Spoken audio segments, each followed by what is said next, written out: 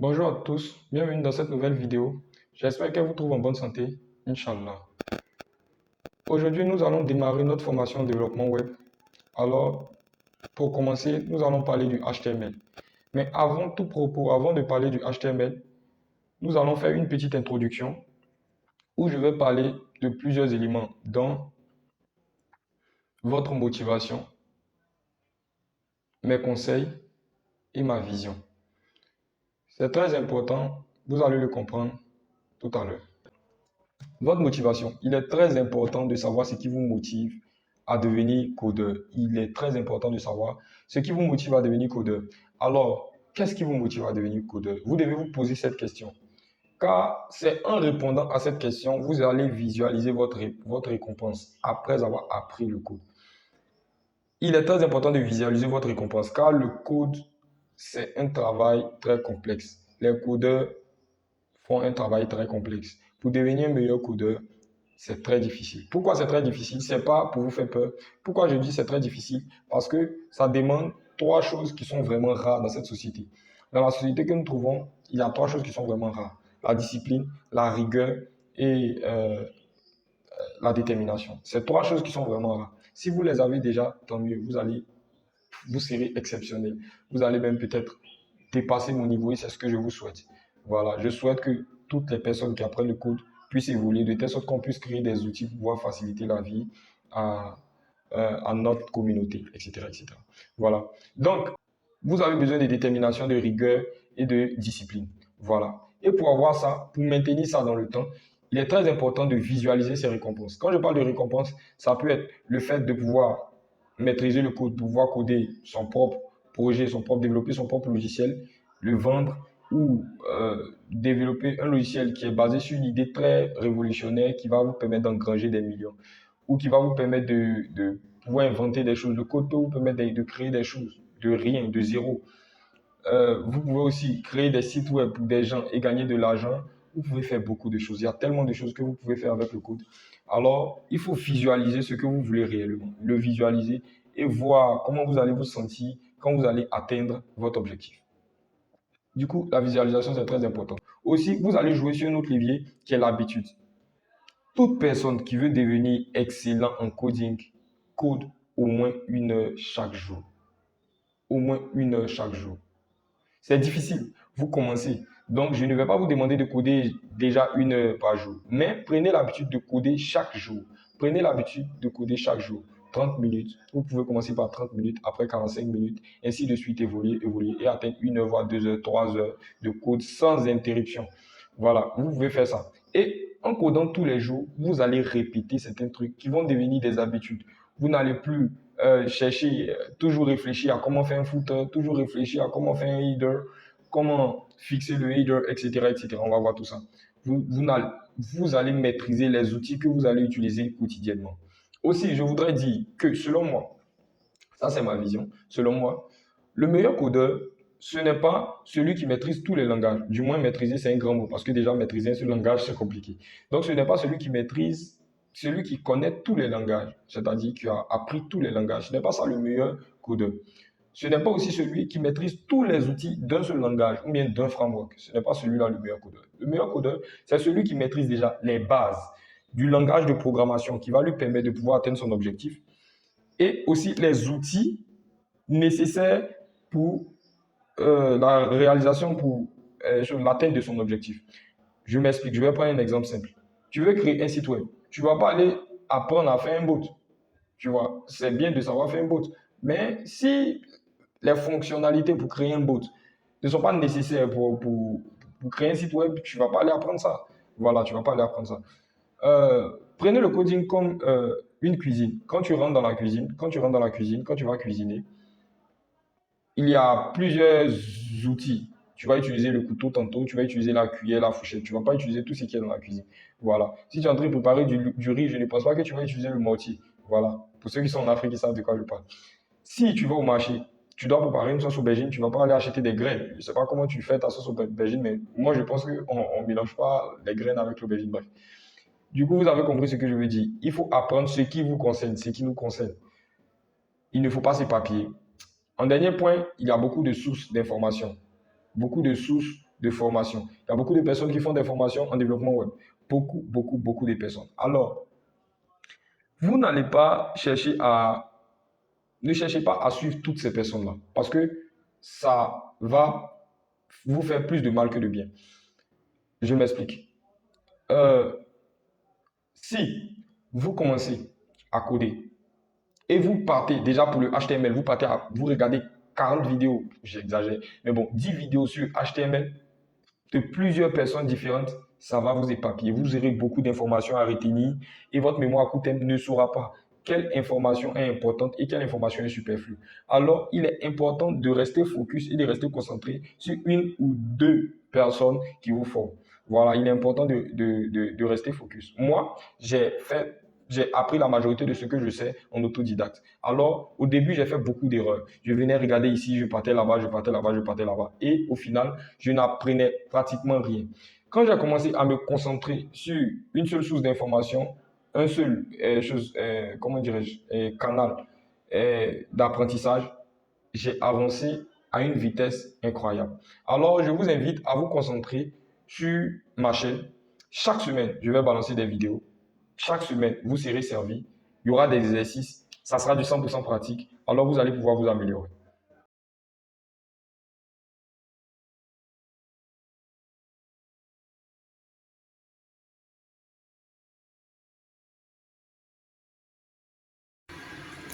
Alors, nous allons rentrer dans le vif du sujet en installant le logiciel dont nous avons besoin pour commencer à coder. Et ce logiciel, ce n'est rien d'autre qu'un éditeur de code. L'éditeur de code, vous avez déjà, quel que soit le système d'exploitation que vous utilisez. Moi, j'utilise Linux. Je sais que la majorité, vous êtes sur Windows. Sur tous les systèmes d'exploitation, que ce soit Mac, Linux, Windows, vous avez déjà un éditeur de code préinstallé, qui est le bloc-notes. Mais généralement, le bloc-notes, le problème du bloc-notes, c'est qu'il n'y a pas de coloration syntaxique. Du coup, quand vous codez, tout est en noir ou bien tout est en blanc, je ne sais pas, ça dépend de vos paramètres. Mais il n'y a pas de coloration syntaxique. Nous, ici, quand on code, on utilise toujours des éditeurs à coloration syntaxique. Pourquoi? Parce que la coloration syntaxique réduit le risque d'erreur, c'est-à-dire d'erreur de syntaxe. Ok. Donc, on va essayer d'installer un logiciel à coloration syntaxique.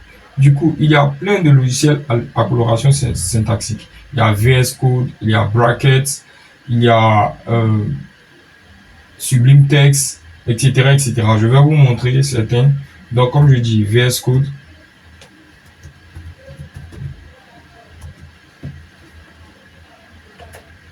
VS Code. Il y a aussi Brackets.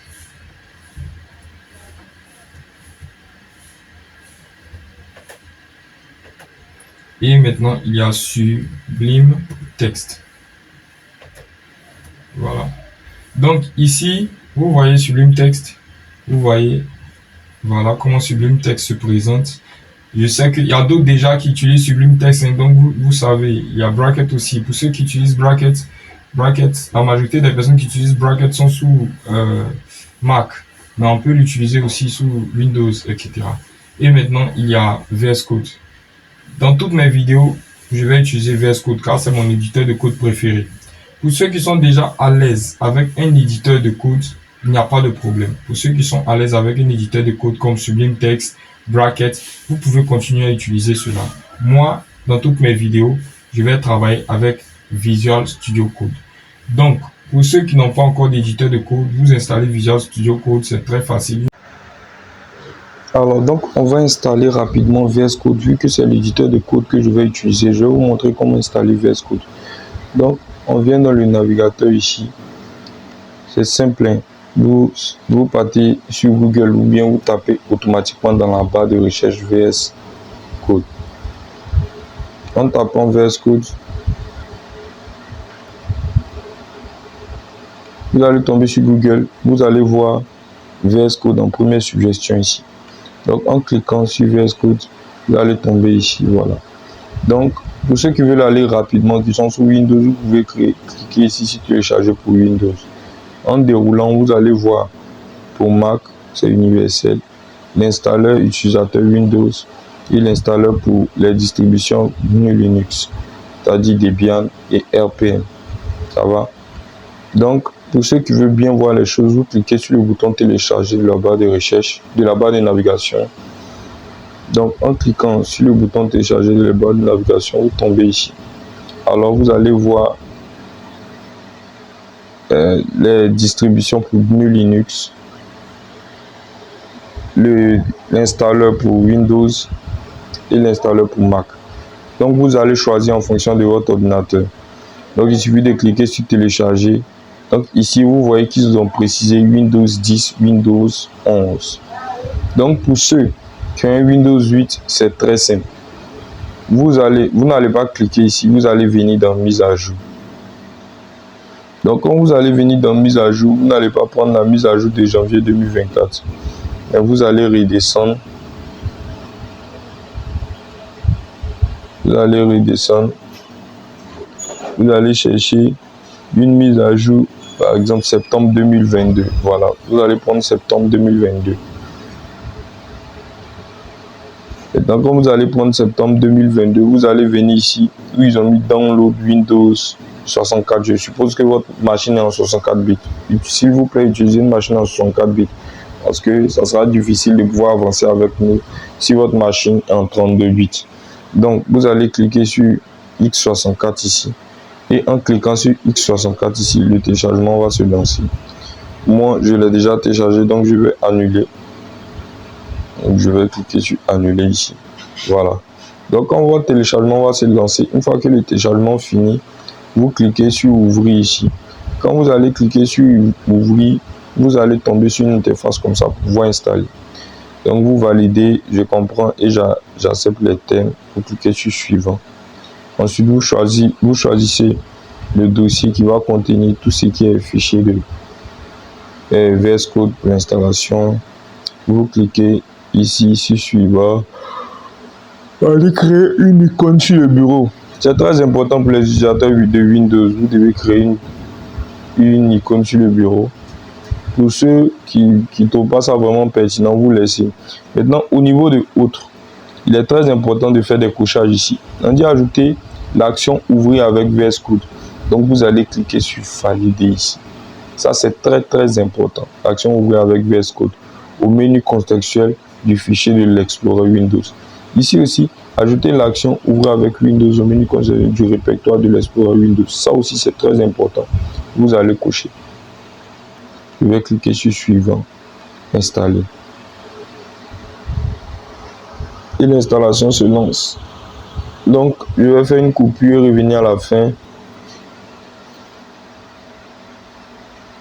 C'est terminé, l'installation est terminée. Donc, vous allez voir que VS Code va s'afficher ici sur mon bureau. Donc, on va entrer dans le vif du sujet. On va créer notre premier fichier HTML. Donc, on va créer un dossier. Vous créez un dossier, n'importe quel dossier que vous voulez. Moi, je crée le dossier coding. Vous faites clic droit, vous faites ouvrir avec VS Code. Vous le voyez ici. Ici, ils ont mis ouvrir avec code. Vous cliquez automatiquement avec. Pour ceux qui n'auront pas coché lors de l'installation, vous n'aurez pas ça. Donc, comme je vous ai dit, cochez ça vraiment. Donc, on va ouvrir VS Code. À part ça, donc je valide ça. C'est pour faire confiance à celui qui ouvre, etc., etc. J'ouvre le truc, je ne fais pas de synchronisation, rien. Je ferme le get started. Voilà, donc je suis là, mon dossier coding est ouvert. Donc dans mon dossier coding, je vais venir sur cette petite icône et je vais cliquer, je vais mettre index point HTML. Ça va? J'ai mis index.html. Donc voilà mon premier fichier. Donc je vais essayer d'agrandir. Voilà. Donc c'est le contrôle et plus simple. Contrôle plus. Je ne sais pas si vous voyez d'où vous êtes là. C'est le contrôle et puis le bouton plus. Pour ceux qui ont le pavé numérique, vous tapez sur le plus qui est là-bas. Pour ceux qui n'ont pas le pavé numérique, mais qui ont les nombres au-dessus là, au-dessus du clavier alphabétique là, les nombres qui sont au-dessus là. Vous pouvez cliquer sur le plus. Ça va. Donc, Nous sommes là. On a créé notre premier fichier HTML. Vous allez voir d'abord, avant de commencer à taper quelque chose, je vais vous montrer ce que c'est que le HTML réellement. Donc, vous voyez le site, ça c'est un site que j'ai monté une plateforme. Vous allez voir ici, voilà, Daniel Yepier, développeur. Voilà ma photo ici. Voilà, c'était des gars avec qui je travaillais, tout ça, tout ça. Donc, ce que je vais faire, je vais vous montrer le HTML de cette page. Donc, ce que je vais faire View. Je suis habitué à mon Linux parce qu'il est en anglais. Donc, je vais faire un CTRL A, copier HTML. Donc, je vais mettre CP, voilà, HTML. Voilà. Et là, je vais tout ça. Je vais faire un CTRL S. Et je vais lancer. Donc, pour lancer la page que je viens d'ouvrir, je vais me rendre dans le dossier que j'ai enregistré. Donc, vous voyez CV, et puis je vais lancer. Donc, j'ai cliqué dessus. Et vous voyez ça. Vous voyez, contrairement à ici, où la page s'affiche avec un design bien fait. Ici, regardez la page. C'est que du texte, que des images, que du texte, que des images. Il n'y a aucun style. Tout ça sont des images que j'ai utilisées. Voilà. Que du texte et que des images. Vous voyez, du texte, des images, des listes d'éléments. Je crois qu'il doit y avoir un formulaire en bas. Il doit y avoir un formulaire quelque part. Voilà, un formulaire ici, une map qui se trouve ici, etc., etc. Donc vous voyez comment le truc est un peu éclaté. Voilà, c'est parce qu'il n'est pas stylisé. Donc le HTML, c'est ça. Vous allez faire une page non stylisée, utiliser des balises pour cibler les éléments que vous voulez sur votre page. Maintenant, utilisez des balises pour créer les éléments que vous voulez sur votre page. Maintenant, avec le CSS, vous allez cibler ces éléments et les styliser un à un. Alors, on va rentrer dans le vif du sujet pour voir comment faire une page HTML à proprement dit. Donc, on va revenir dans notre dossier. Avant, je vais vous montrer quelque chose. Donc, vous voyez ici, moi, dans mon dossier, ça indique cb.html, ici, index.html. Pour vous, ça peut ne pas indiquer. Donc, vous allez venir dans Affichage. Vous allez venir ici. Vous allez voir Extension de nom de fichier et éléments masqués. Donc, vous allez cocher ces deux éléments-là. Vous allez faire afficher ça. Extension de nom de fichier et éléments masqués. On va revenir à notre code. Ici, on va maintenant voir de quoi est constituée une page HTML standard. Donc vous allez appuyer sur le point virgule sur votre clavier. Vous allez tomber comme ça. En cliquant sur ça, ne cliquez pas sur les trois points. Vous pouvez cliquer sur le premier point. Mais comme il est déjà en bleu, ça veut dire qu'il est sélectionné. En cliquant sur Entrée, automatiquement, vous allez avoir ça. Donc, ça, c'est une page standard HTML. Ça, c'est une page standard HTML. Mais avant de rentrer dans le vif du sujet, je vais d'abord supprimer ça et je vais vous montrer quelque chose. Alors, l'HTML, comme je vous ai dit, c'est un langage basé sur les balises. On utilise des balises pour créer des éléments et maintenant on stylise ces éléments à l'aide des balises là. Voilà. Donc, c'est quoi les balises, tout ça, tout ça. On va voir. On a deux types de balises en HTML.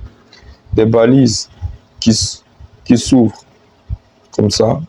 Donc, voilà la syntaxe des balises. On a l'ouverture, le nom de la balise, donc nom balise. On ferme et à l'intérieur de la balise, on a quelque chose. Donc, je peux mettre bonjour les gens. Donc, vous voyez, on a une balise qui est là et la même balise ici. Mais la différence, c'est que ici il y a un slash avant le nom de la balise. Ça indique la fermeture de cette balise. Ça indique que c'est ici cette balise se fait. Donc, on a ce genre de balise là et on a des balises qui n'ont pas nécessairement besoin de fermeture. On a des balises, par exemple, on a le nom de la balise. Donc, je vais différencier nom balise. Voilà. Je vais faire 0,8. Donc, ce genre de balises-là, eux n'ont pas besoin de fermeture. Eux, il n'y a rien à l'intérieur d'eux. Donc, les balises aussi ont des éléments qu'on appelle paramètres, d'autres appellent attributs. Généralement, c'est l'attribut qui est le plus utilisé. Donc, il y a des attributs. Il y a des attributs communs à toutes les balises et il y a des attributs spécifiques pour chaque balise. Par exemple, l'attribut classe, il est commun à toutes les balises. L'attribut ID, il est commun à toutes les balises. Donc, vous allez trouver ce genre de balises là aussi avec des attributs classe, des attributs ID, etc., etc. Et ici aussi, vous allez voir des attributs type pour certaines balises, comme les balises de boutons. Ici, vous allez voir l'attribut href,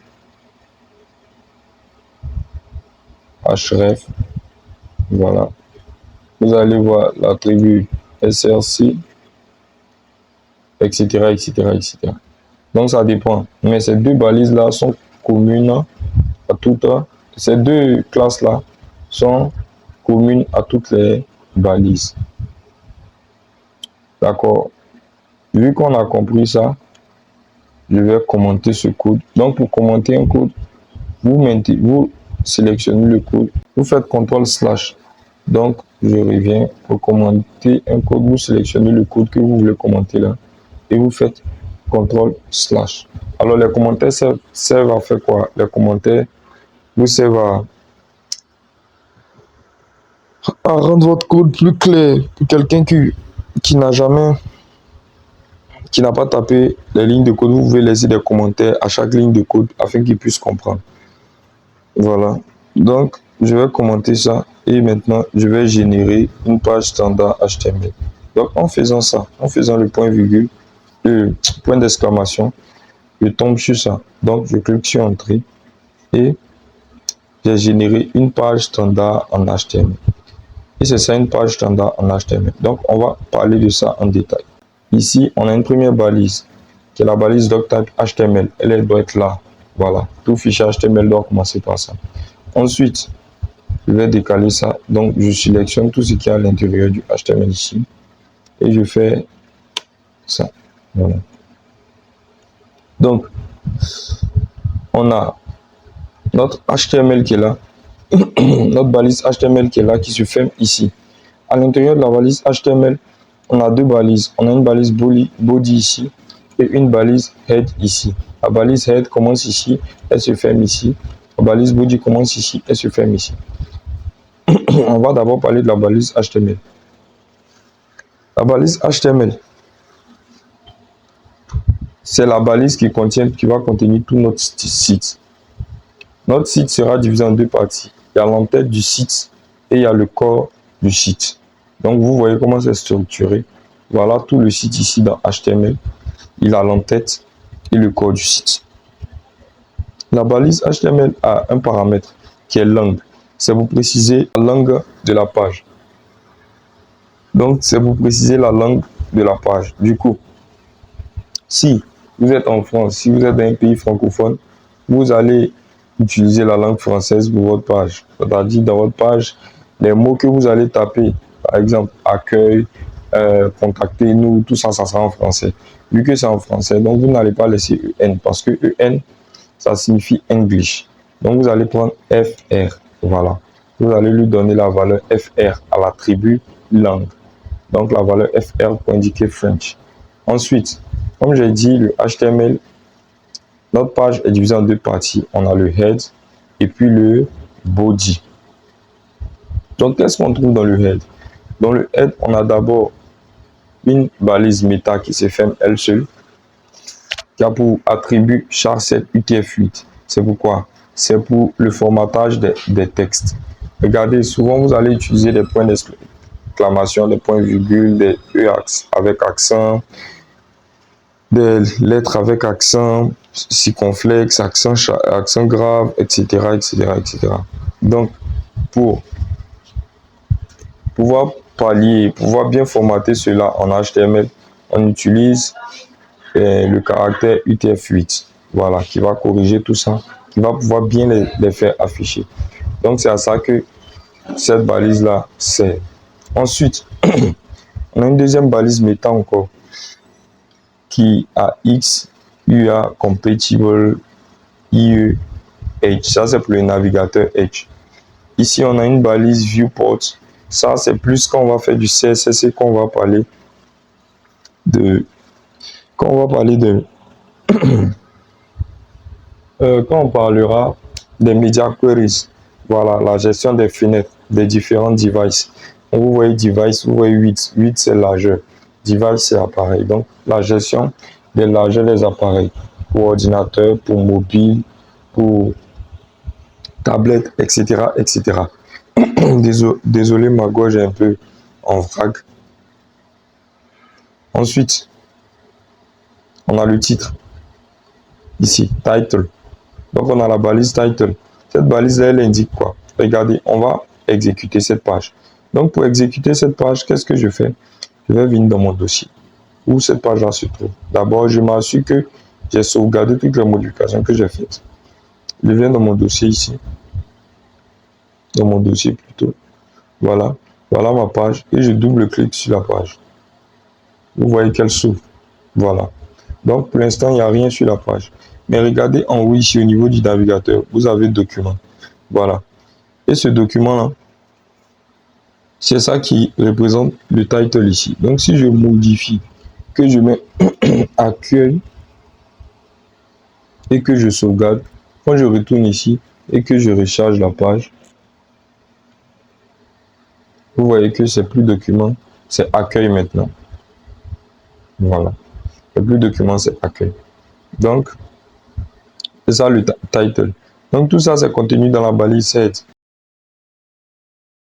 Donc, comme je disais, ça, c'est tout ce qui est en tête de page. Ensuite, on a le body, le corps de la page. Donc, à l'intérieur du body, on aura tout ce qui va s'afficher ici, dans la page blanche là. Ici, tout ce qui est ici là. Tout ce qu'on veut que ça s'affiche ici, c'est dans le body qu'on va mettre. Voilà. Donc, on va parler des types de balises. Donc, on va diviser les types de balises en 3 catégories. On va voir les balises containers, c'est-à-dire les balises qui vont contenir des éléments. On va voir les balises textuelles et puis on va voir les balises avancées. Donc, on va commencer par les balises containers. Donc, pour les balises containers, on a plusieurs éléments qu'on utilise. On a le body lui-même qui est une balise container, c'est-à-dire il va contenir des éléments. On a la div, la balise div, que les gens aiment beaucoup utiliser comme balise container. On a la balise section que d'autres personnes utilisent. On a la balise main qui est une balise container. On a la balise footer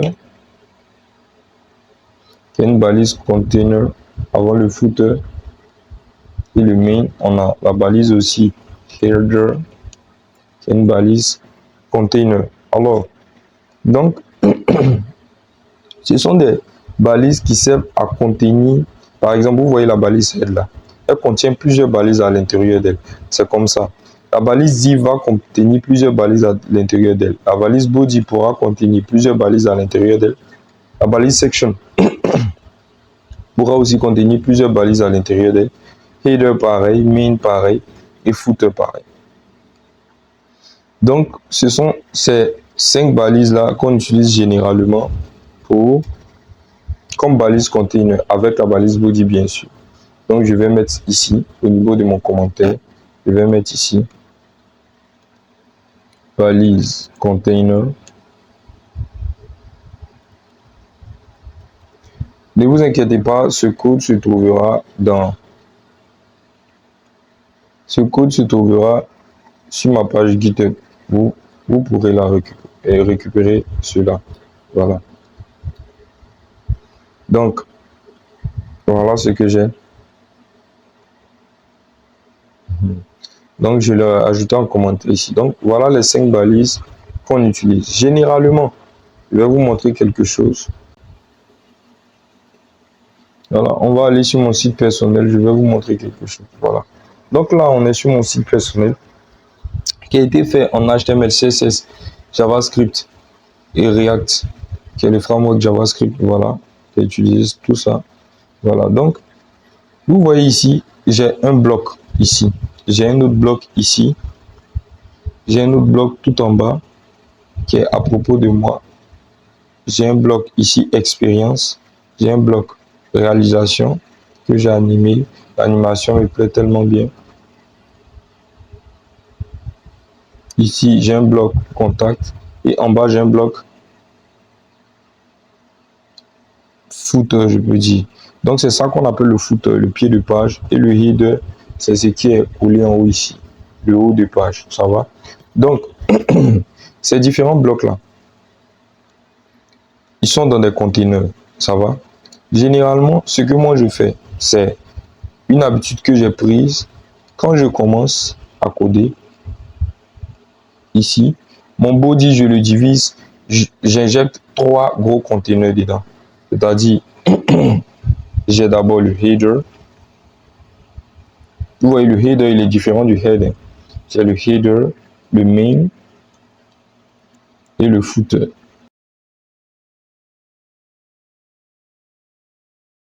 J'ai le header, le main ici et le footer. Voilà. Donc, je divise mon body en 3 grandes parties. Le header, le main et le footer. C'est-à-dire, mon header, c'est ça. Donc, tout ce qui sera ici, là, sera dans mon header. Tout ce qui sera en bas, là, sera dans mon footer.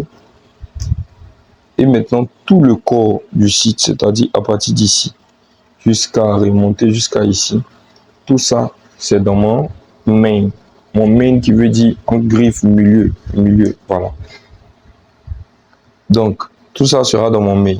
Alors, à l'intérieur de mon main maintenant, je vais créer des sections. Voilà, je peux utiliser section ou bien div pour diviser. Donc, j'aurai une div ici, une div ici. Je vais utiliser les classes. Donc, pour différencier des éléments, soit vous utilisez des ID, l'attribut ID pour leur donner des ID différents pour chaque élément, ou soit vous leur donnez des classes. Généralement, moi, j'utilise des classes et après, quand l'élément est vraiment spécifique, c'est-à-dire quand je veux faire un traitement vraiment spécifique, je vais utiliser un ID. Donc, pour cette div-là, je vais mettre une classe. Donc, je vais donner peut-être la classe. Je sais pas, présentation. Voilà, vous mettez le texte que vous voulez, hein, c'est juste pour cibler c'est quelle div. Voilà. Après cette div là, je vais utiliser une autre div encore. L'autre div va avoir la classe. Je vais lui donner, donc je vais suivre ici mon raisonnement. Hein. Donc j'ai d'abord la classe présentation pour ça. J'ai la classe à propos. Donc je vais mettre en anglais vu que c'est court. About. Donc ici, quelqu'un peut me demander, mais tu as mis FR et puis tu utilises des classes en anglais. Tout ce qui est à l'intérieur des balises là ne gêne pas.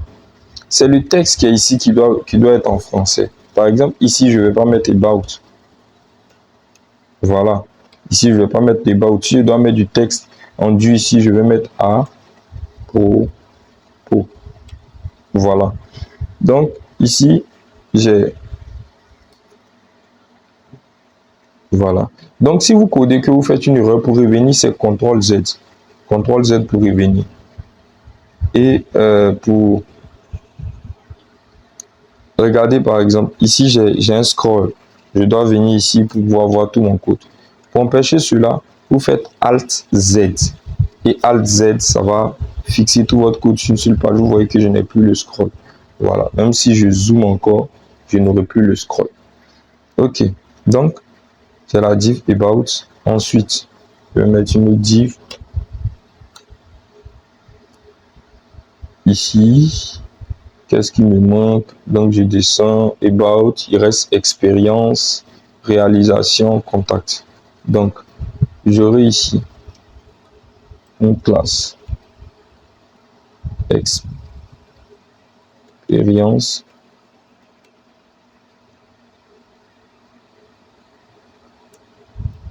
et maintenant une div avec une classe contact.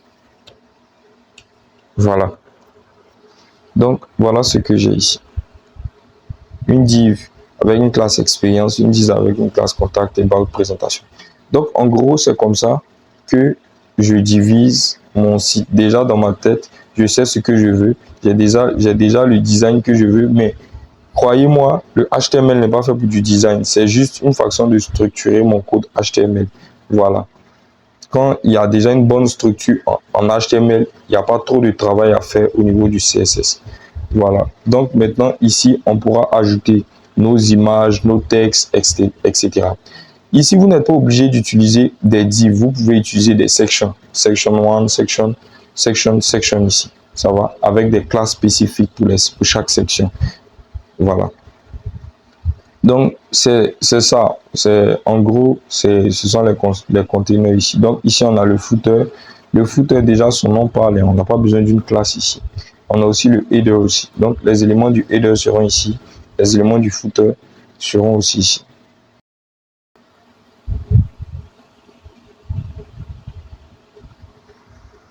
Du coup, on va attaquer la deuxième phase. Donc, cette phase, c'était la présentation des containers. On va attaquer la deuxième phase qui sera la présentation des éléments textuels. Voilà. Donc, je vais retirer tout ça. Pour ceux qui veulent cette partie du code là, je vais récupérer ça ici. Ici. Et je vais ajouter ça ici, avant les balises comptées. Je vais ajouter ça ici. Voilà. Donc, nous sommes là. Je peux retirer ça. On passe encore, je vais laisser comme ça. Voilà. Donc, on va voir maintenant les balises textuelles. Donc, pour les balises textuelles, nous avons les titres et les sous-titres qu'on utilise beaucoup. Voilà. Donc, je ne vais pas faire le tour de toutes les balises. Je vais vous montrer les balises qu'on utilise le plus. Voilà. Donc, ici, on a d'abord les balises H. Voilà. Voilà. Donc, on a la balise H1. La balise H2. La balise H3. La balise H4. Et la balise H5. Aussi la balise H6.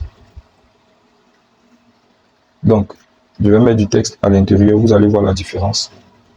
Bonjour. Ah, bonjour. Bonjour. Bonjour. CTRL-C.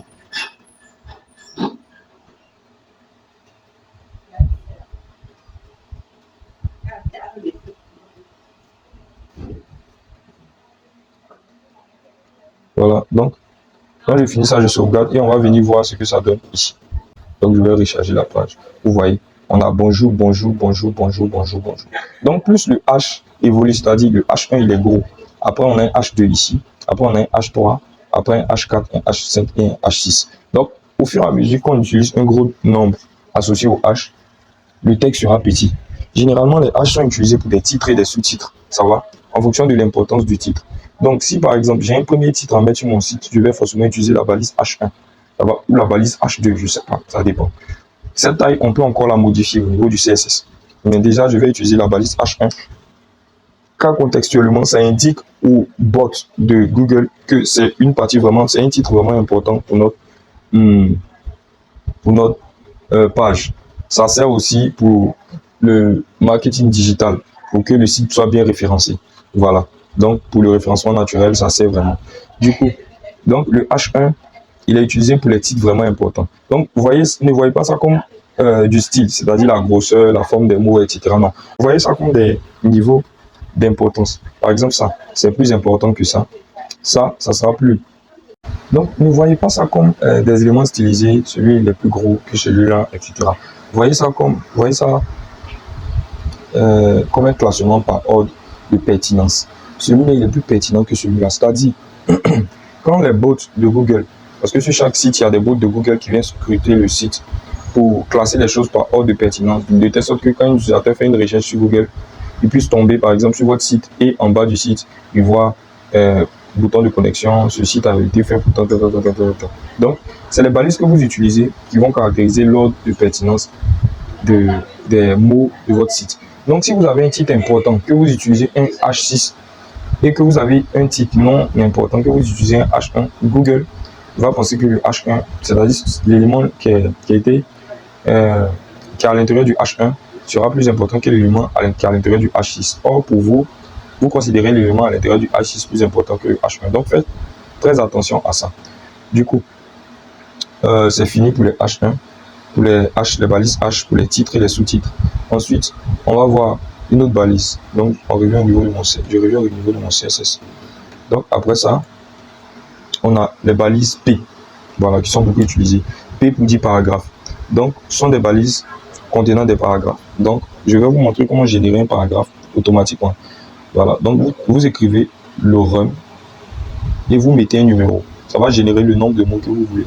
Donc, vous mettez le run, vous pouvez mettre 20. Voilà, et vous cliquez sur Entrée. Donc, ça j'ai généré 20 mots. Du coup, on va venir voir ça au niveau de notre page. Donc, ici, quand je recharge ma page, vous voyez que j'ai un texte de 20 mots ici. Donc, généralement, ce genre de texte-là, quand ils sont longs, on les met dans des balises paragraphes. On les met dans des balises paragraphes. Du coup, on a ça, les balises paragraphes. On a aussi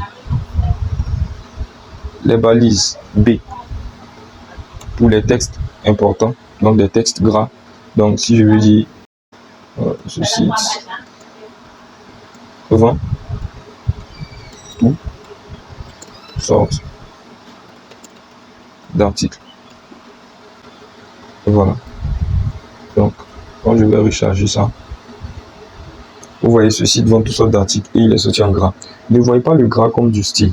Je vous ai dit le style, on pourra modifier tout ça au niveau du CSS. Mais vous voyez ce gras là comme l'importance de cette phrase. Voilà, c'est comme ça. Donc, si vous avez une phrase vraiment importante que vous voulez mettre sur votre page, il faut utiliser la balise B. Voilà, la balise B. Donc, c'est une balise qui s'ouvre et qui se referme après. Voilà. On a aussi une autre balise pour le texte qui est une balise spam, mais elle n'a pas forcément de pertinence. Elle n'a pas forcément de pertinence côté contexte. Voilà. Donc, c'est une balise qu'on utilise pour insérer des éléments comme ça, qui ne sont pas forcément pertinents. Voilà. Si je veux insérer, je ne sais pas, un élément non pertinent, mais je veux l'ajouter sur mon site. Par exemple, mur, comme ça, un élément non pertinent, je vais l'utiliser. Voilà, la balise spam. Vous voyez que c'est un peu comme les paragraphes. Mais les paragraphes, déjà, Google sait que c'est un paragraphe. Mais en utilisant spam, ça, on ne sait pas c'est quoi. On sait que c'est quelque chose qui appartient au site, mais un élément neutre comme ça. Vous voyez. Donc, c'est pas vraiment pertinent. Du coup, on va attaquer les listes maintenant. Donc, on va attaquer maintenant les listes d'éléments. Voilà. Donc, supposons que vous voulez ajouter une liste d'éléments. Vous voyez, je vais vous montrer un truc. Voilà. Donc, ici, par exemple, au niveau des sites, vous voyez ces éléments-là. C'est une liste d'éléments que j'ai utilisée. Voilà. Vous voyez, par exemple, qu'est-ce que je peux vous montrer encore? Vous voyez, c'est une liste d'éléments. Donc, comment on intègre une liste d'éléments de façon contextuelle au niveau de notre HTML? Voilà. Donc, on a deux types de listes d'éléments. On a des listes ordonnées et des listes non ordonnées. Donc, pour les listes ordonnées, je vais vous montrer ce qu'on utilise, et pour les listes non ordonnées, je vais vous montrer ce qu'on utilise. Mais avant, je vais faire un récap. Je vais écrire toutes les balises qu'on a vues ici, à ce niveau-là. Voilà. Maintenant, on va voir les listes d'éléments.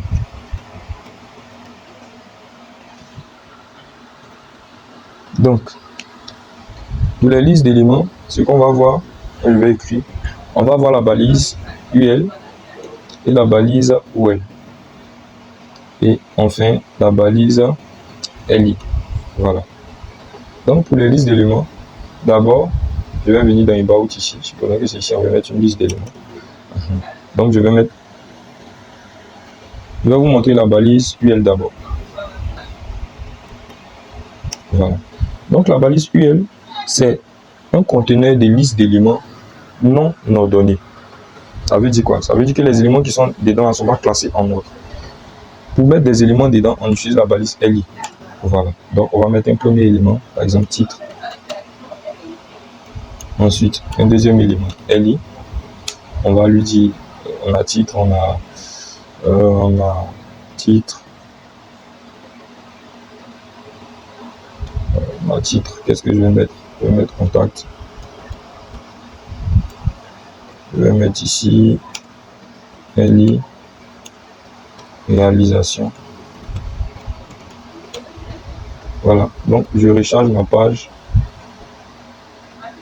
Ici, et vous voyez la pile d'éléments que j'ai. Voilà. Donc, c'est comme ça qu'on met une liste d'éléments. Du coup, comme j'ai dit, c'est contextuel. Google sait que ça, c'est une liste non ordonnée. Maintenant, après, on peut styliser comme on veut au niveau du CSS. Voilà.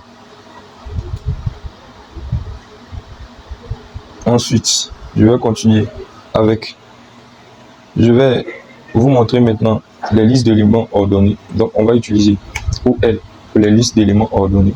Et maintenant, à l'intérieur de OL aussi, pour cibler chaque élément, c'est toujours du LI qu'on utilise. Donc, ici, vous ne pouvez pas voir la différence. Voilà, ici, vous voyez que ici, c'est numéroté 1, 2, 3. Ça, vous pouvez changer tout ça au niveau du CSS. Mais, vous voyez que ici, c'est une liste d'éléments ordonnés et ici, c'est une liste d'éléments non ordonnés. Donc, Google, automatiquement, le robot, lui, sait. Il sait automatiquement. Voilà. Donc, c'est tout pour les listes d'éléments. C'est tout pour les listes d'éléments. On va voir maintenant les formulaires. Donc maintenant, on va voir les formulaires. Voilà, donc sur chaque site, vous allez trouver des formulaires. Sur différents sites, vous allez voir plusieurs types de formulaires. Ça, c'est un formulaire de contact, par exemple. Il y a des formulaires d'inscription et de connexion. Là, sur mon site, il y a un formulaire de contact ici. Donc, on va voir comment faire un formulaire au niveau du HTML. Voilà. Donc, on revient ici. Donc, tout formulaire va commencer par une balise forme. Voilà. La balise forme, elle aura plusieurs attributs. On a l'attribut action, l'attribut méthode. Voilà. Donc, ce sont ces deux attributs généralement vous allez voir. On va parler de ça plus tard quand on va commencer à voir du PHP, etc. Pour l'instant, je ne vais pas perdre mon temps avec ça. Donc, on va se contenter de ça. Donc, à chaque fois que vous voulez, vous voulez mettre un formulaire, il faut utiliser le form. Quand je parle de formulaire, je parle de tout type de formulaire. Même un formulaire, une barre de recherche, tout ça, c'est un formulaire. Voilà. Donc, ici, quels sont les éléments que le formulaire peut contenir? Donc, les éléments sont des inputs. Donc, on a plusieurs types d'inputs. Donc, on a des inputs de type texte, des inputs de type password. Non. Tout ça, je vais retirer. Des inputs de type email. On a des inputs de type email, des inputs de type number,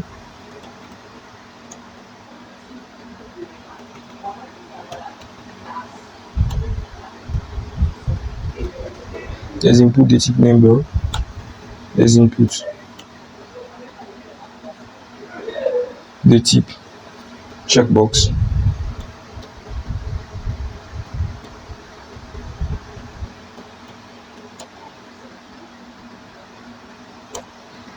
des inputs de type color, des inputs de type file. On a quoi encore? On a quoi encore? On a aussi des inputs de type bouton. Et on a des inputs de type radio. Voilà. Donc vous allez voir comment tout ça s'affiche. On vient ici, je recharge la page, vous voyez. Donc ici, c'est l'input de type texte. Vous voyez que je peux taper du texte ici. Voilà. Ici, donc on va suivre l'hierarchie, ce que je vais faire. Je vais retirer cela d'abord. Voilà. Donc l'input de type texte, quand je recharge, vous voyez que je peux taper du texte. Voilà. Je vais rajouter l'autre. L'input de type password. De type password. Vous voyez que quand je recharge la page, je peux taper que des mots de passe. Vous voyez que c'est pas visible. Voilà. On a aussi l'input de type email. Donc je vais laisser tout ça ici. Je recharge. Voilà.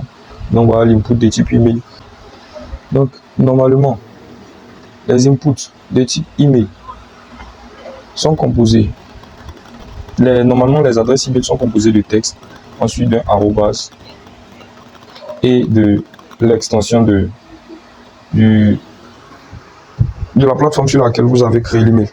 Donc, cet input-là s'attend à quelque chose comme ça. Si c'est différent de ça, ça ne va pas passer. Il y a une sécurité standard qui est derrière qui va empêcher l'exécution de ce formulaire. Donc ici, c'est l'input de type number. Vous voyez que je ne peux pas taper du texte. J'essaie de taper du texte, mais je ne peux pas taper du texte. Mais si j'essaie de taper du nombre, par exemple, vous allez voir que les nombres passent. Mais je ne peux pas taper du texte. Voilà, c'est une sécurité intégrée. Donc ça, c'est l'input de type number. L'input de type checkbox, c'est ça. Voilà, donc je choisis de check, de valider, comme de ne pas valider. Donc c'est comme ça qu'on ajoute les... accepter les conditions d'utilisation, on met un bouton de valider, tout ça. Voilà, c'est ça. Ici, c'est l'input de type couleur.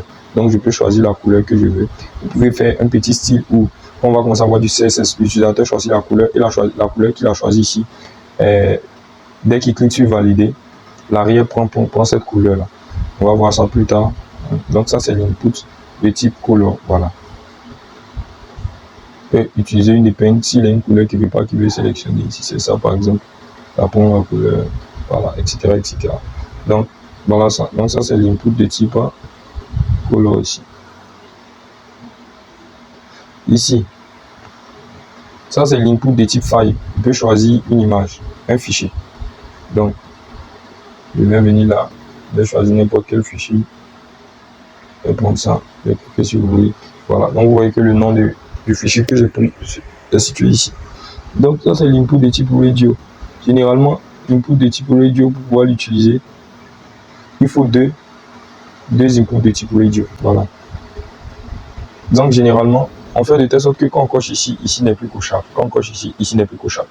Quand on va faire des formulaires à proprement dit, on va voir comment tout cela fonctionne, comment cibler de telle sorte que quand on coche ici, ici n'est plus cochable. Quand on coche ici, ici n'est plus cochable. Voilà. Donc, c'est à peu près tout ce qui est formulaire. Voilà. Donc, quand on parle de formulaire, on parle de bouton. Voilà. Donc, on n'a pas vu le bouton ici. Donc, value, ici, j'aime pas utiliser ce input de type bouton parce qu'on a des boutons à proprement dit. Donc, on va oublier ça. Et on va utiliser, sachez qu'il existe un input de type bouton. Mais nous, on va utiliser des boutons. Donc, on va mettre bouton. Donc, voilà un bouton en main. Donc, si c'est valider le formulaire. Voilà. Donc, le bouton qui valide un formulaire doit être à l'intérieur de ce formulaire. Et ce bouton doit être de type submit. Voilà. Pour qu'il puisse soumettre le formulaire. Voilà. Donc, je recharge ma page. Donc, vous voyez, valider le formulaire. En cliquant, ça, vous voyez que ça recharge la page. Ici. Voilà. Donc, en cliquant, vous voyez. Donc, c'est ce bouton-là.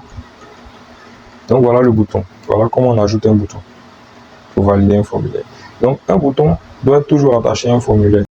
Du coup, c'est terminé pour les formulaires. Donc, comme je disais, un bouton, il doit être toujours à l'intérieur d'un formulaire. Voilà.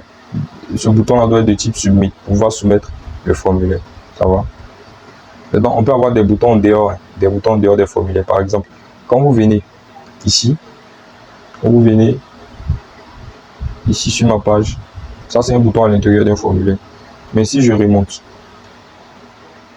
ici, j'ai un bouton. Mais est-ce que ce bouton est à l'intérieur d'un formulaire? Non. Il a juste le style du bouton, sinon c'est pas un bouton, c'est juste un lien. Quand tu cliques, il va te rediriger vers une partie du site.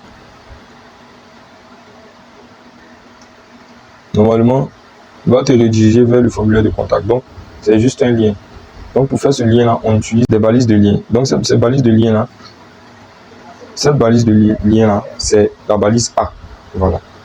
Donc, elle a un attribut href. On met où on veut que ça parte. Si par exemple, on veut que ça parte vers Facebook, on va mettre le lien de Facebook. Donc, https://www.facebook.com. Et ici, on va écrire Facebook. Donc, je vais revenir ici. Je vais recharger la page. Vous allez voir Facebook ici. Donc, je ne veux pas que ça s'affiche là. Je vais retirer le lien ici. Je vais mettre ça ici. Voilà. Donc, je vais recharger. Donc, vous allez voir ça ici. Donc, si je clique, automatiquement, je serai redirigé vers Facebook. Vous voyez un peu. Voilà. Donc, automatiquement, je suis redirigé vers Facebook. Donc, ça, c'est comme ça qu'on intègre des liens. Voilà. Maintenant, il y a un autre attribut au niveau des liens qu'on appelle target. Voilà. Le target, la valeur qu'on utilise généralement, c'est blanc. Supposons que je mets un lien de Facebook sur ma page, mais je veux que l'utilisateur reste toujours sur ma page. Donc, quand je mets un target blanc, quand il clique, il y a automatiquement une nouvelle fenêtre de Facebook qui s'ouvre. Voilà. Donc, le lien ouvre une nouvelle fenêtre et ma page reste à côté. Mais si je ne mettais pas le target blanc et que je retirais ça, par exemple, quand je clique, je vais charger d'abord. Quand je clique, ça va charger sur ma page. Vous voyez, donc ma page a disparu. Du coup, utilisez ça. Ensuite, je crois que c'est bon. On va voir la suite dans la prochaine vidéo, dans la fin. Donc, il va rester les balises avancées, c'est-à-dire les images, les canevas, les intégrations de sites, de maps et de vidéos YouTube sur notre site. Voilà, on va voir comment on fait toutes ces intégrations-là. Et aussi certaines balises que j'ai oubliées. Donc, je vous dis à bientôt et la suite dans la prochaine vidéo.